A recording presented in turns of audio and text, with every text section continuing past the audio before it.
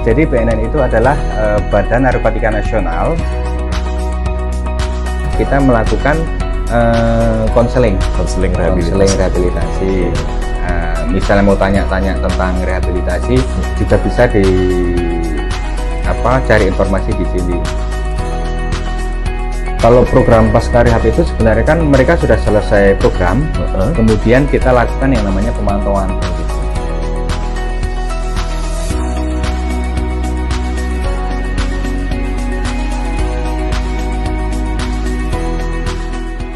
Halo, ketemu lagi di O-Public, podcast Mall Pelayanan Publik Kota Samarinda.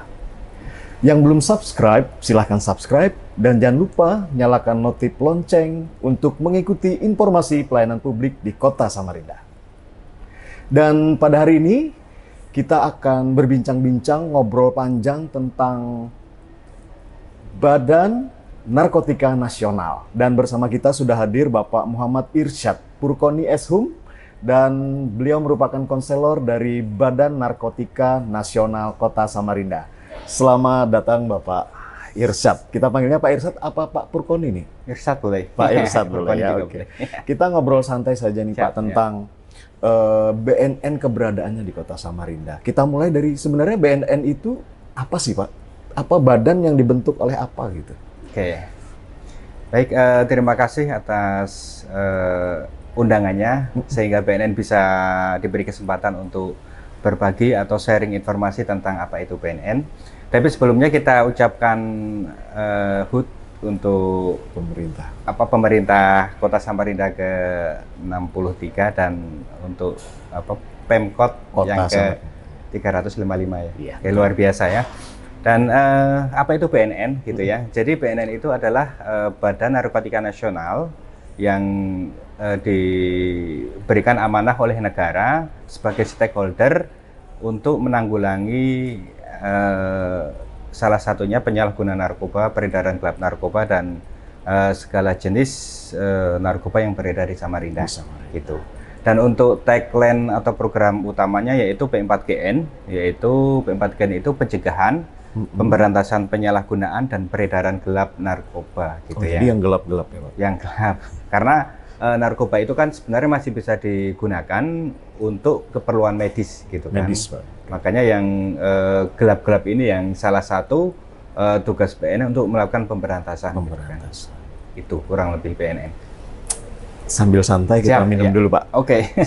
Kayaknya bakal seru nih obrolan kita hari ini karena hal yang sensitif tuh sepertinya Pak. Narkoba itu udah semakin berkembang di negara kita. Penanggulangan, pencegahan. Terus apa batasan antara BNN dengan kepolisian Pak? Oke. Jadi untuk BNN sendiri ada beberapa bidang gitu ya. Yang pertama ada divisi pencegahan. Gitu. Jadi divisi pencegahan itu kegiatannya memberikan edukasi ke masyarakat dari orang tua sampai anak-anak, dari perusahaan, swasta, pemerintah, dan segala lini gitu ya. Itu bidang pencegahan. Dan di Samarinda ini salah satu support yang kami sangat berterima kasih yaitu program Probebaya gitu ya.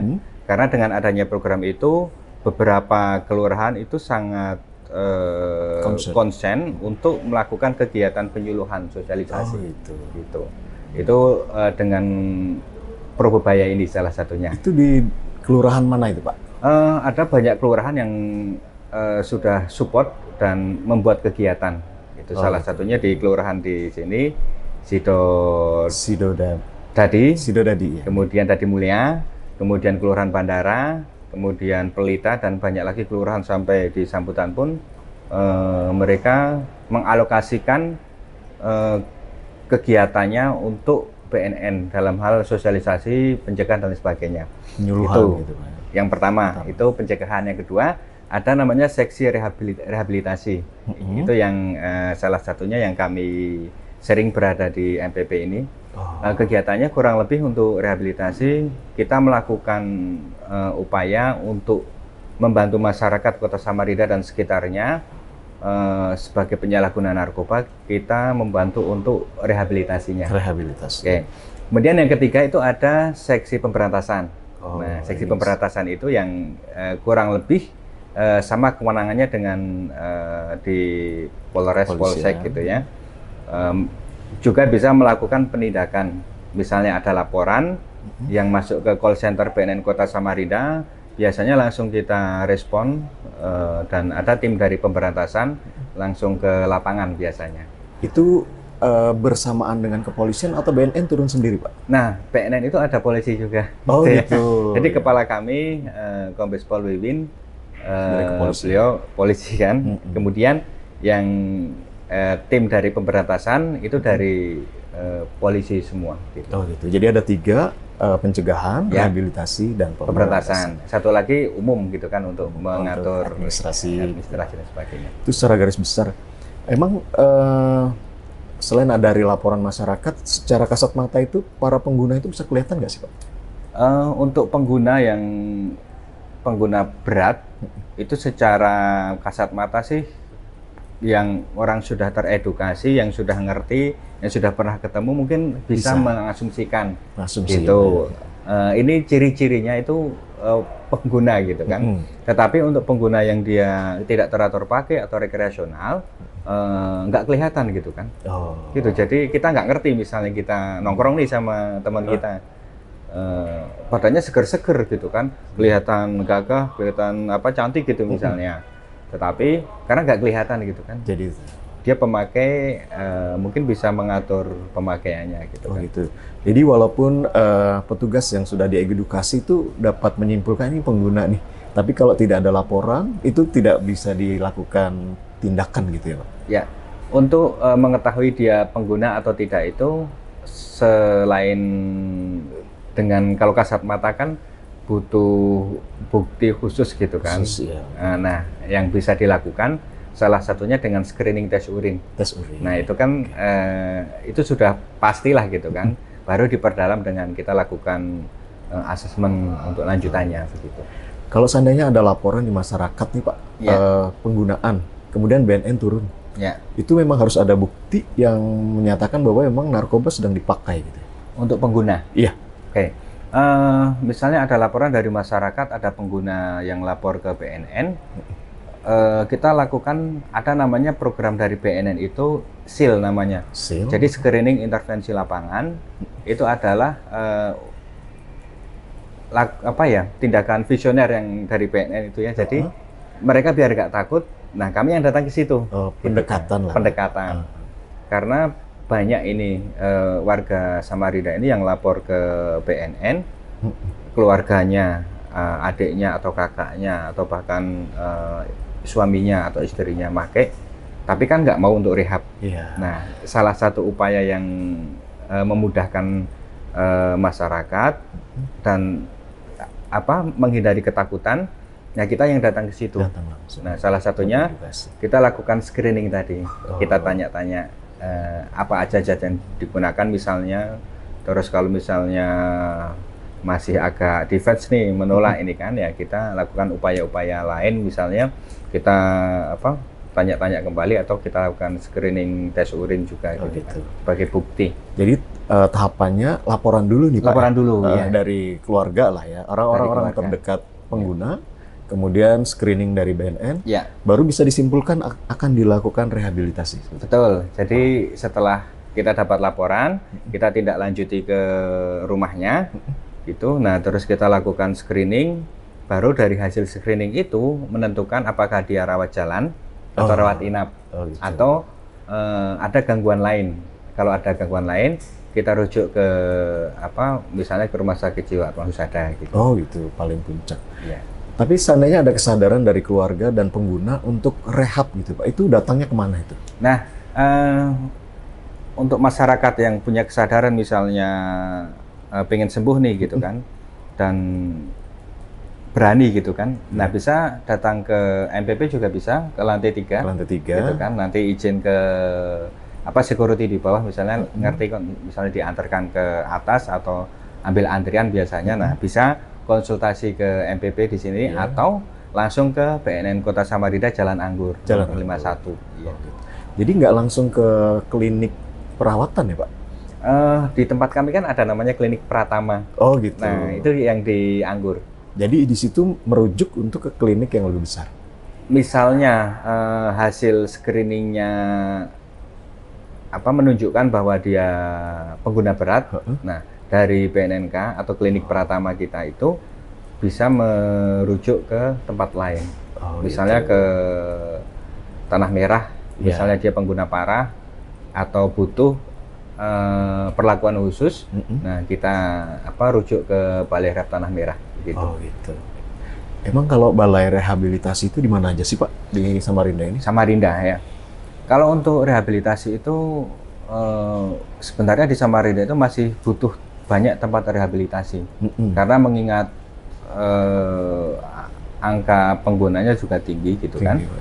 Nah untuk tempat rehab yang dimiliki oleh pemerintah itu, masyarakat bisa rehab di BNN Provinsi, di Rapak, Jalan Rapak. Itu ada rawat jalan. Di BNN Kota Samarinda, Anggur. Itu yang kedua, itu juga rawat jalan. Kemudian di Balai Tanah Merah, itu rawat inap, gitu kan. Dan rawat jalan ada juga, gitu. Tapi lebih prioritas untuk keperawatan rawat inap itu yang pemerintah. Gitu. Yang swasta? Yang swasta ada juga. Gitu. Ada yang sampai sekarang masih sinergi dengan BNN, yang masih fokus ke rehabilitasi narkoba itu di Yayasan Sekata gitu. Sekata. Di mana itu, Pak? Yayasan Sekata itu untuk office-nya di Jalan AWS. Jalan Abdul Wahab Sarani gitu ya. Untuk tempat rehabnya itu di Jalan MT Haryono. Gitu. Jadi kalau mau datang langsung ke klinik-klinik itu bisa atau bisa datang dulu ke Mall Pelayanan Publik Kota Samarinda di lantai 3. Dan BNN Kota Samarinda. Dan gratis ya kalau di BNN. Gitu, karena pemerintah gratis ya. Tapi syarat apa yang perlu disiapkan nih Pak?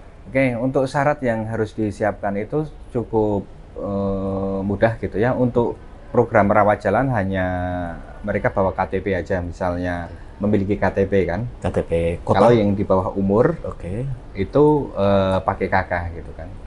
Pakai KK orang tuanya. Kemudian untuk rujukan. Sebentar, pengguna itu ada yang masih di bawah umur sudah menggunakan? Ada, banyak. Banyak ya? Iya. Jadi karena kita butuh nicknya, salah satu untuk mengetahui kan pakai KK ya. Karena jadi kita KTP minta ya, KK ya. Gitu. Kemudian untuk yang rawat inap agak banyak persyaratannya, tapi kita memiliki semua lah gitu kan. Sebagai warga Indonesia kan, KTP kan ada pasti. Kemudian KK, kemudian foto, kemudian ada materai 4 buah, kemudian ada lagi BPJS. BPJS. Nah, BPJS itu fungsinya nanti ketika dalam perawatan di sana ada penyakit lain atau komorbid, itu bisa dibawa, dirujuk ke rumah sakit terdekat. Gitu. Materai 4 lembar itu untuk pernyataan apa? Pernyataan. Jadi namanya pengguna narkoba itu kan secara kesadaran harus mau untuk melakukan salah satunya upaya penanganan gitu. Gitu. Untuk syarat administrasi. Kira-kira kalau seandainya ringan, itu rata-rata butuh waktu rehabilitasi berapa lama, Pak? Baik, untuk yang di BNN Kota Samarinda itu kan lama untuk rehabnya kurang lebih sekitar 2 bulan. 2 bulan. Nah, 2 bulan itu sudah termasuk kan klien datang nih ya, kemudian dilakukan screening, kemudian asesmen, baru kita buat rencana terapi. Nanti setelah kurang lebih 1 sampai 1 bulan lah kita sudah mulai jalan terapinya, baru nanti ada program lagi sebenarnya, ada program pasca rehab gitu. Berapa waktunya tuh Pak? Kalau program pasca rehab itu sebenarnya kan mereka sudah selesai program, kemudian kita lakukan yang namanya pemantauan. Gitu. Jadi biar yang sudah selesai program ini masih tetap kita monitor. Kita kunjungi juga ke rumahnya. Gitu. Kalau dari pemerintah ini biaya gratis dong, Pak. Ya, Kalau dari dari swasta kira-kira pasarannya kisaran berapa tuh, Pak? Jadi beruntungnya jadi beruntung ya untuk pemakai narkoba ini kan dia pakai sendiri gitu kan. Diperhatikan lah. Nah, diperhatikan sama pemerintah ini karena memang butuh penanganan khusus gitu kan. Jadi konversi yang dipakai oleh tempat rehab swasta, contohnya yang dari Yayasan Sekata itu sekitar 8 jutaan gitu 8 kan. juta. Nah, itu kalau dikonversikan kan di tempat BNNK atau mungkin di balai rehab itu kan salah satu layanannya ada dokter, ada psikolog, ada konseling, ada program konseling individu, kelompok, kemudian ada terapi keluarga, dan itu Kisaran segitu. Nah, kalau dibiayakan misalnya berbayar nih kan, oh ini konseling itu sekian, terus terapi ini sekian gitu. Mungkin itu yang dijadikan konversinya. Oke Pak, sementara kalau untuk pengguna ini Pak, itu ada klasifikasinya nggak bahwa ini korban, ini itu ada klasifikasinya nggak Pak? Untuk klasifikasi pemakai gitu. Pemakai misal, bahwa sebenarnya ini hanya ya korban pengguna narkoba misal, atau ini malah bisnis gitu. Ya. Jadi apa gini, ukurannya? Untuk pelaku usaha narkoba ini ya, mereka kan juga belajar juga ya. Kalau pelaku usaha narkoba nggak perlu SS nih Pak. Iya. Nah, kadang gini, mereka ini jualan atau mereka sebagai kurir gitu kan. Tapi sebelum jualan sebagai kurir kan menggunakan dulu. Iya, gitu kan. Banyak yang menggunakan dulu gitu kan. Nah, ketika menggunakan merasa dia butuh obat, biar dapat obat gratis. Nah, mereka ikut bisnisnya. Oh, gitu. Nah, ikut bisnisnya entah itu di level kurir gitu kan. Kemudian naik gitu kan ke nyetok, bandar dan sebagainya. Nah, mereka kan mengerti juga misalnya untuk korban itu memang harus direhab gitu kan. Oh, gitu. Jadi kadang ada yang kurir nih Pak, ini saya korban gitu kan. Oh, ngakunya gitu kan. Padahal setelah dilakukan pendalaman atau itu jelas ada jaringannya si A, si B, si C gitu kan. Tapi ngakunya korban gitu kan. Jadi mintanya direhab gitu kan. Nah, tapi untuk menanggulangi itu ada juga namanya dari pemberantasan itu ada triknya apa itu Pak? Ada kegiatan namanya TAT, tim asesmen terpadu. Oh gitu. Jadi misalnya ada nih laporan. Nah, ditangkap nih, kemudian dibawa ke kantor. Nah, setelah itu untuk mengetahui bahwa dia itu pengguna, betul-betul pengguna atau dia ada sindikan jaringan. Nah, ada tim TAT itu dari kepolisian, dari psikolog, dari dokter, dari kejaksaan. Yang asesmen. Yang asesmen. Gitu. Jadi dari itu akan kelihatan gitu, bahwa ini pengguna korban, ini pengguna pengedar lah ya Mas. Ya. Oke. Dari yang sudah melakukan rehabilitasi itu ada nggak setelah dievaluasi ternyata butuh rehab lagi gitu? Ya, untuk pengguna narkoba itu kan ini penyakit kambuhan gitu kan. Makanya untuk masyarakat yang memang mau coba-coba nih atau mungkin belum pernah pakai, mending nggak usah pakai sekalian gitu kan. Karena untuk terapinya juga nggak mudah, butuh perjuangan khusus dan bunuh energi banyak gitu kan. Kalau memang fokus untuk rawat jalan sih efektif. Ya, karena banyak juga klien kita yang sampai sekarang berhasil, artinya tidak pakai lagi atau relapse. Kemudian ada juga yang misalnya dia melakukan program rawat inap misalnya, tapi secara kemauan sebenarnya belum mau untuk sembuh karena dipaksa, karena dibujuk oleh ini, diiming-imingi macam-macam gitu kan. Walaupun sudah rawat inap. Sudah rawat inap. Nah, dia kan masih nggak rela meninggalkan kesenangannya ini. Jadi ketika sudah selesai, kemudian bisa lagi dia pakai lagi, gitu kan. Makanya perlu pemantauan jangka panjang. Itu ada batasannya nggak, Pak? Secara kan ini gratis nih dari pemerintah. Kalau yang diurusin cuma ini lagi, itu ada batasannya nggak sih kewenangan BNN kota itu, Pak? Jadi daripada misalnya di rumah nggak ngapa-ngapain, ya rehab aja gitu kan, karena makan gratis misalnya, rawat inap kan, macam-macam gratis gitu kan. Nah, untuk yang 1 tahun nih, dalam rentang setahun ini misalnya sudah rehab di Januari, kemudian bulan Maret atau April keluar, kemudian di tengah jalan nih, bulan September misalnya, dia relapse atau dia pakai lagi, nah kemudian minta lagi untuk rehab di situ, belum bisa. Oh gitu. Harus menunggu di tahun berikutnya. Oh, jadi 1 tahun itu hanya boleh satu kali rehaban. Gitu. Kecuali dia mau ke tempat lain gitu kan. Oh silahkan. Ya silahkan. Atau ke swasta misalnya. Gitu. Dan untuk pengguna yang dia sudah rehab di tahun ini, kemudian masih belum sembuh juga. Kemudian di tahun berikutnya dia rehab lagi gitu kan. Terus habis itu dia berhenti kan, sudah selesai, dinyatakan selesai, dan ini sudah kedua kali berarti kan, ini keluar dari di situ. Nah, kemudian rehab lagi itu nggak bisa. Nggak bisa. Kan. Oh, jadi ada batasannya lah, Pak. Karena harus juga ini memberikan kesempatan ke warga lain, dan sebenarnya dia mau sembuh atau enggak gitu kan. Karena segala upaya kan sudah dilakukan nih gitu kan. Oke, benar, Pak. Gitu. Oke, jadi kuncinya Pak ya, bahwa sebelum bidang penanggulangan mengurus nanganin ya, mending pencegahan dulu nih ya Pak. Ya. Gitu. Jadi datang ke pelayanan publik di lantai 3. Di sana ada tenan dari BNN Kota Samarinda atau langsung ke Jalan Anggur ya Pak. Ya. Lumayan juga Pak ya. Iya. Kita minum lagi Pak. Siap. Kita yang agak santai lagi nih obrolannya, sedikit lagi. Selain tentang rehabilitasi Pak, di tenan Mall Pelayanan Publik Kota Samarinda di lantai 3 itu melayani apa saja lagi? Untuk di MPP, di loket BNN ini ya, atau tenan BNN, di sini menyediakan atau melayani salah satunya tes urin ya.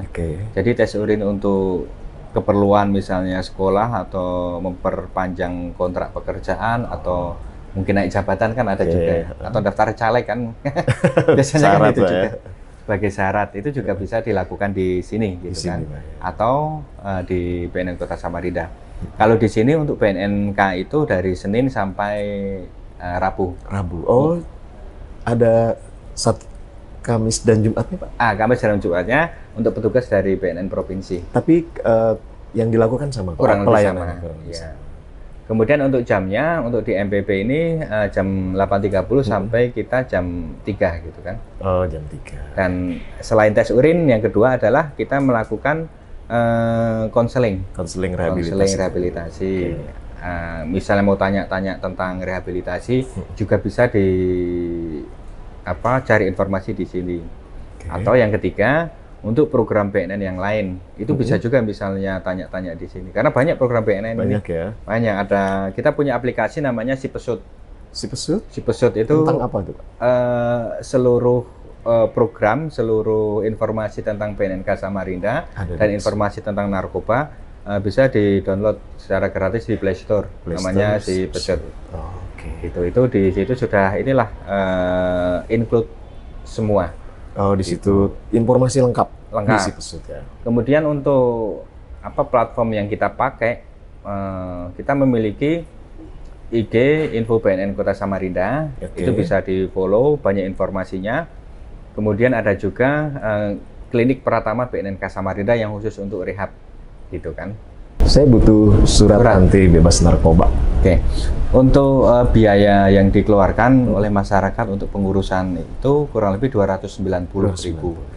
Itu masuk PNBP atau penerimaan negara bukan pajak gitu kan. Jadi untuk pelayanan itu kita kasih durasi, nggak nyampe harus nunggu lama. Itu sudah cepat, nggak kayak dulu kan. Kecuali pas misalnya rame-rame pas sekolah itu kan biasanya antrian. Karena antrian. Kalau seandainya tanpa antrian, hanya satu misalnya, satu orang misalnya gitu ya. Kita bisa kasih jaminan durasi gitu. 5 sampai 10 menit sudah keluar. Ada batasannya Pak, bahwa ini surat keterangan ini hanya berlaku sampai berapa rentang waktu? Nah ini ya. Jadi untuk surat SHKPN namanya, surat keterangan hasil pemeriksaan narkotika itu sebenarnya idealnya cuma 1 hari 1 itu. Oh gitu. Iya, karena bisa jadi nih gitu ya. Sekarang tes. Terus habis itu make. Nah, syarat ini digunakan untuk anggap aja melamar pekerjaan atau memperpanjang. Nah, kan dia tesnya kan pagi ini, terus sorenya pakai atau malamnya. Gitu. Harusnya kan sudah nggak berlaku ya. Sudah nggak berlaku. Gitu, karena dia pakai gitu kan. Kalau dites bisa jadi positif juga. Iya benar. Tapi paginya sudah keluar bahwa itu negatif. Jadi di dalam surat keterangan itu tidak ada tertulis surat ini berlaku, batasnya nggak ada. Tapi kalau yang ngerti ini misalnya stakeholder atau mungkin sekolah, biasanya kalau sudah masuk persyaratannya misalnya baru tes urin karena juga berbiaya. Yang kedua untuk mengetahui validitas juga gitu kan. Dan rentangnya ini ngelamarnya kapan, misalnya bulan Januari kok buat surat keterangannya kok di bulan Maret atau mungkin gitu ya. tahun lalu gitu kan. Sudah expire Sudah lah, expire Pak. gitu kan. Oke. Gitu. Oke Pak, satu lagi syarat yang perlu dibawa nih. Oke, syarat ya. Untuk syarat tes urin gitu ya, KTP. cukup bawa KTP aja untuk yang sudah ber-KTP. Yang kedua, pakai SIM juga bisa. Atau yang di bawah 17 tahun itu pakai KK aja. Karena untuk NIK dan untuk memastikan namanya biar nggak salah gitu kan. Takutnya kalau salah ini kan mempengaruhi. Di bawah 17 tahun biasa dipergunakan buat apa sih Pak? Ada juga untuk misalnya Beasiswa gitu? Nggak, bukan. Sekolah SMP ke SMA. Oh gitu, ada disyaratkan. Ada di Samarinda kan sebagian besar itu pakai itu, dan kalau mintanya di BNN ya salah satu syaratnya itu. Oke. Kalau untuk rawat jalan ini lupa tadi ya. Untuk rawat jalan itu syaratnya juga KTP aja sama materi cuma 1 aja. Oh, yang rawat jalan. Untuk satu aja. inform consent bahwa dia itu siap melakukan rehabilitasi dengan segala aturan yang disepakati. Mengikuti persyaratan. Kurang lebih itu. Oke Pak, sebagai penutup nih, seandainya ada keluarga yang mau melaporkan penyalahgunaan narkoba itu, kan kadang takut nih Pak. Itu menghubungi kemana kalau ke BNN? Atau ada call center gitu? Ada call centernya. Oke. Baik, untuk masyarakat di Samarinda dan sekitarnya, jika merasa nih punya keluarga yang menggunakan sensitif gitu Pak ya, kalau para pengguna itu narkoba, ini saya bacakan ya. Oke, silakan Pak. Nanti kami tulis di bawah untuk informasi lebih detail. Misalnya ada pengguna atau mungkin keluarga yang menggunakan atau sesuatu yang berkaitan dengan narkoba, silakan ke call center 0541 7272 485 itu untuk office ya. Kemudian untuk yang WA bisa juga 0811 522 2022. Oke, nanti kami tulis di bawah Pak. Baik ya. Oke, siap. Dan pada intinya, Mall Pelayanan Publik dengan tenang dari BNN siap untuk menerima dan memberikan pelayanan tentang surat keterangan bebas narkoba dan konseling, Pak. Konseling. Jadi buat masyarakat Kota Samarinda yang merasa memiliki keluarga atau diri sendiri yang bermasalah dengan penggunaan narkoba, ingin konsultasi dulu, silahkan datang di Mall Pelayanan Publik Kota Samarinda di lantai 3. Mungkin itu saja Bapak obrolan kita hari ini, dan kalau masih kurang detail, silahkan untuk datang langsung ke Mall Pelayanan Publik Kota Samarinda. Terima kasih Pak Irsyad, semoga sehat selalu. Amin. Dan sebagai penutup, terima kasih yang sudah menyaksikan video kali ini. Jangan lupa untuk like, komen, dan subscribe Public Podcast Mall Pelayanan Publik Kota Samarinda. Dan untuk saran-saran silahkan tulis di komen. Kita akan terus memperbaharui informasi pelayanan publik di Mall Pelayanan Publik Kota Samarinda. Akhir kata kami tutup dengan wabillahi taufiq wal hidayah. Wassalamualaikum warahmatullahi wabarakatuh. Salam perubahan. Berani berubah, berani berubah, berani berubah.